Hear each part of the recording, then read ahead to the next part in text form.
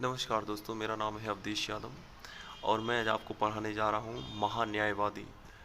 दोस्तों, महान्यायवादी का पद बहुत ही महत्वपूर्ण पद है। इसके बारे में थोड़ा सामान्य जानकारी मैं आपको देता हूँ। दोस्तों, भारतीय संविधान के अनुच्छेद 76 में महान्यायवादी के पद को सृजित किया गया है। दोस्तों, वो भारत का सर्वोच्च विधिक अधिकारी होता है। ये मान्यता है कि वो भारत का सबसे बड़ा कानून अधिकारी होता है। दोस्तों, इसका जो कार्यकाल है और इसकी नियुक्ति के बारे में आपको ऐसा ही ओरली मुजवानी बताते हैं। बहुत ही ये छोटा चैप्टर है, कोई इतना बड़ा चैप्टर नहीं। इसको दो चार ही चीज़ें बहुत महत्वपूर्ण हैं। वो मैं आपको अभी वन बाय वन अभी आपको बता रहा हूँ, एक एक चीज़ को अभी परिभाषित कर रहा हूँ। बहुत ही आसान है, इसको थोड़ा धैर्य और ध्यान से इसको पढ़ा जाए तो बहुत ही जल्दी और बड़ी आसानी से इसको आप समझ सकते हैं। दोस्तों, इसकी नियुक्ति और कार्यकाल। दोस्तों, महान्यायवादी की नियुक्ति राष्ट्रपति द्वारा की जाती है और इसकी योग्यता वही है जो किसी न्यायाधीश, जो सर्वोच्च न्यायालय के किसी न्यायाधीश की नियुक्ति के लिए योग्यता होती है।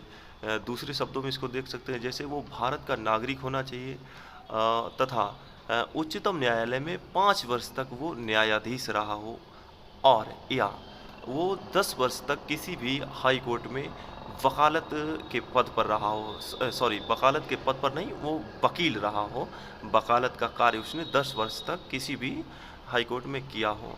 और उसका कार्यकाल जो होता है, उसके कार्यकाल के बारे में भारतीय संविधान में कोई भी स्पष्ट जानकारी नहीं दी गई तथा उसके कार्य मुक्त से भी संबंधित भारतीय संविधान में कोई जानकारी नहीं दी गई। ये राष्ट्रपति के प्रसाद पर्यंत अपना पद धारण करता है तथा उसका कार्यकाल भी राष्ट्रपति के द्वारा ही तय होता है। सामान्यता तो ये है कि जब भी सरकार अपना त्यागपत्र देती है तो वो भी अपना त्यागपत्र दे देता है, क्योंकि वो सरकार की सिफारिश पे ही अपना पद धारण करता है। और उसका कार्य तथा उसकी शक्तियाँ, इसके बारे में जानकारी कर लेते हैं। दोस्तों, उसका कार्य ये होता है कि वो भारत सरकार की तरफ से उच्चतम न्यायालय में पेश हो और वो भारत सरकार की तरफ से किसी हाई कोर्ट में पेश हो। और अनुच्छेद 43 के तहत जो राष्ट्रपति के संबंधित जो भी मामले दिए गए हैं, उनसे संबंधित वो उच्चतम न्यायालय में पेश हो। और वो क्या क्या कार्य नहीं कर सकता है उसके बारे में बता देते हैं आपको। दोस्तों, जो महान्यायवादी है वो भारत सरकार के विरुद्ध किसी भी मामले की सलाह या परामर्श किसी को नहीं दे सकता है और वो भारत सरकार के विरुद्ध कोई भी विधिक कार्यवाही नहीं कर सकता है। ना तो वो भारत सरकार के विरुद्ध उच्चतम न्यायालय में उपस्थित हो सकता है और ना ही वो भारत सरकार के विरुद्ध हाई कोर्ट में उपस्थित हो सकता है।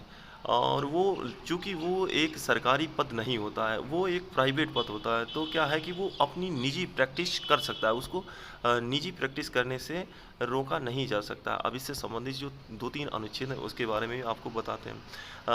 76, 88 और 105 भारतीय संविधान के अनुच्छेद 76 में महान्यायवादी के पद को सृजित किया गया है, यानी उसके पद की व्यवस्था की गई।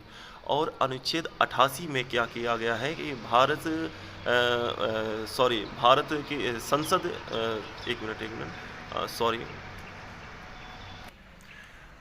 अनुच्छेद 88 में कहा गया है कि संसद के दोनों सदनों की और तथा उससे संबंधित जो भी समितियां हैं उससे संबंधित महान्यायवादी के अधिकारों के बारे में बताया गया। और अनुच्छेद 105 में बताया गया है कि महान्यायवादी की शक्तियां, विशेषाधिकार तथा उसकी प्रतिरक्षा के बारे में बताया गया है। ये 2-3 बातें बहुत ही इंपॉर्टेंट थी, वो मैंने आपको बता दी और भी कोई इतना महत्वपूर्ण नहीं है महान्यायवादी से संबंधित।